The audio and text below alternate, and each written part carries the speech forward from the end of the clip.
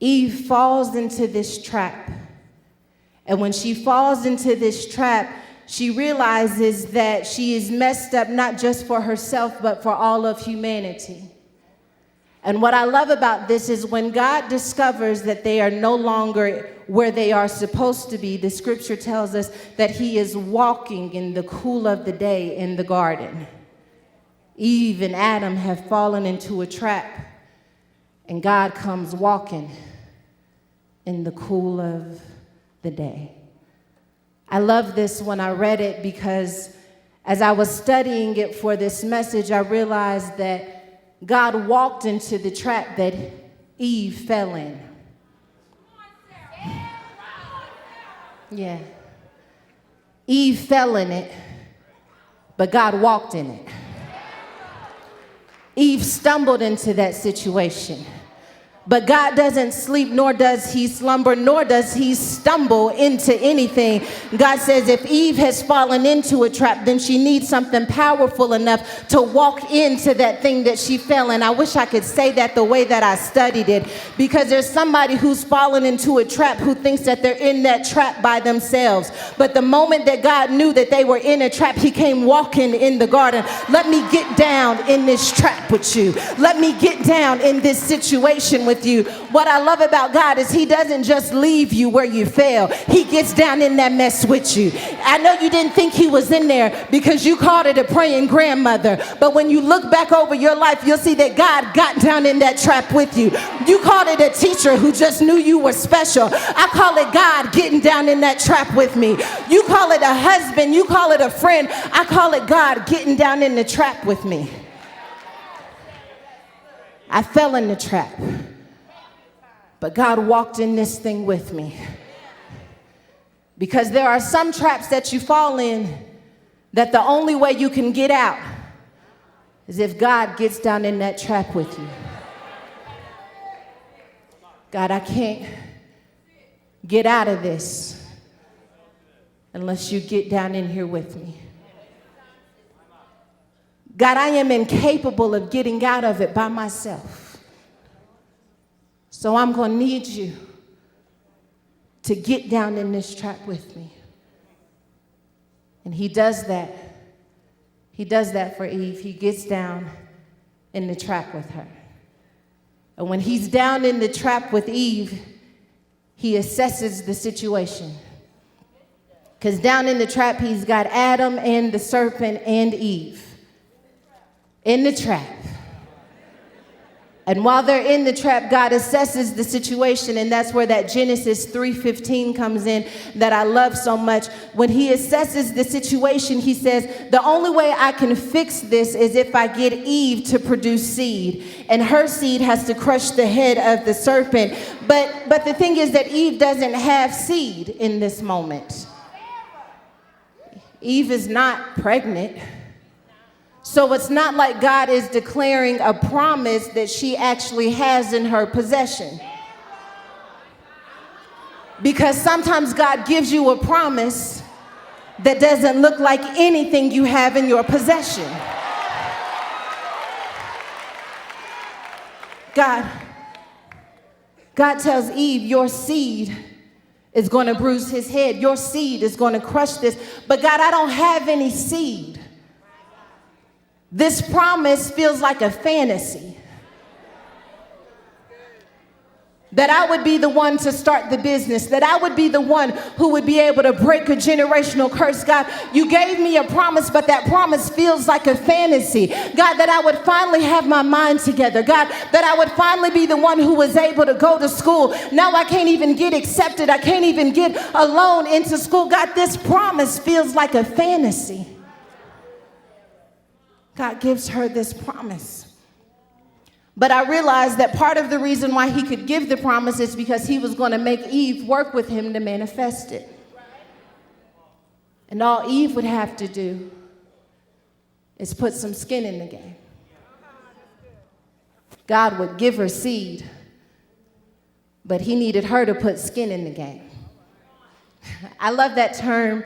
Skin in the game. It's actually an investment term when a CEO invests in his own company. When he buys stock in his own company, it's a sign of good faith for the company, because it says if the CEO is willing to risk his own finances to be in the company, then I can support what the CEO is doing. That's why Jesus is the way for me, because he messed around and wrapped himself in flesh. The chief CEO, I don't know if it's anybody in here who needs to follow somebody who has some skin in the game, but he wrapped himself in flesh and said, I can fix this.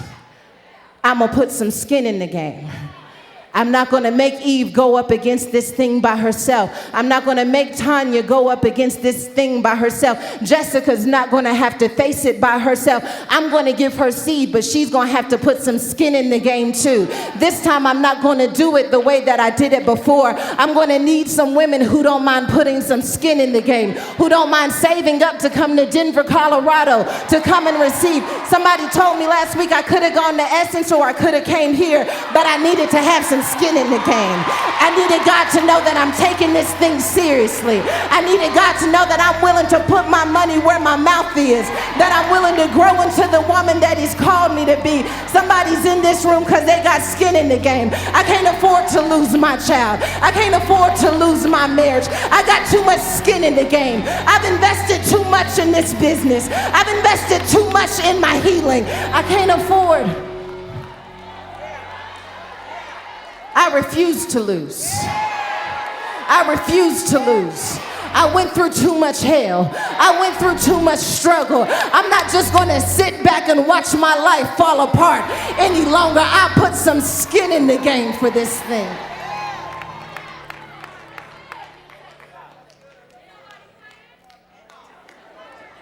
So, Eve put some skin in the game. That's what I feel like God was calling me to do, all while we were preparing for conference. I kept thinking to myself, God, last year this just came together, and this year I'm having to fight to do it. But God says this year you need to put some skin in the game. I know this isn't the sexy God that we like to talk about, that will just bless you with anything that you ask for. But there's a level of glory that you can only access when you put some skin in the game. Jesus was doing good when he was walking around healing and prophesying, but for him to reach his ultimate glory, he had to get on the cross. He had to crucify his flesh. He had to put some skin in the game. He had to say, I'm so serious about this that I'm willing to invest on it. I'm willing to put my life in it. God said, will you do it if it costs you? Will you do it if it hurts you? Will you do it if it stresses you out? Will you do it if the team falls apart? And I said, God, I can't go back to who I used to be. So I'm going to have to ante up and put some skin in the game. God, I can't go back to what I was. I can't just stay here where I am. I got to put some skin in the game. Turn to your neighbor and say, it's time to put some skin in the game. It's time to put some skin in the game. It's time for you to actually invest in yourself. It's time for you to actually take this thing seriously. I know you wanted it to come to you easy, but it can't come to you easy and it still be glorious. And I don't know about you, but I'm trying to produce something that has glory connected to it. I need people to see me and say, it ain't no way that could have happened unless God got down in the mix. I had to put some skin in the game, but he gave me some seed to work with. I'm trying to take that seed and bring it to fruition. I'm trying to take that seed and make it everything it's supposed to be. And that's why I refuse to lose. Because I got too much skin in the game. I got too many women riding on me. I got too many family members who need to see somebody finally get their life together. I got too much skin in the game. Everyone else can quit and pack up their toys and go home. Good for them. But as for me and my house, we gonna serve what God is doing around here. Because I gotta put some skin in the game. It ain't a hot girl summer. It ain't a city girl summer. It's a skin in the game summer.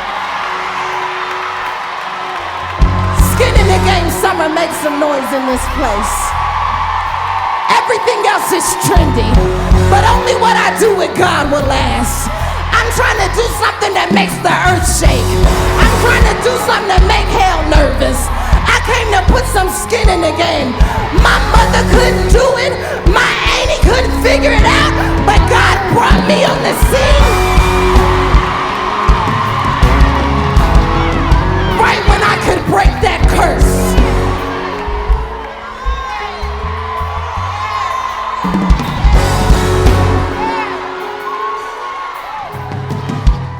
My daughters need me to put some skin in the game.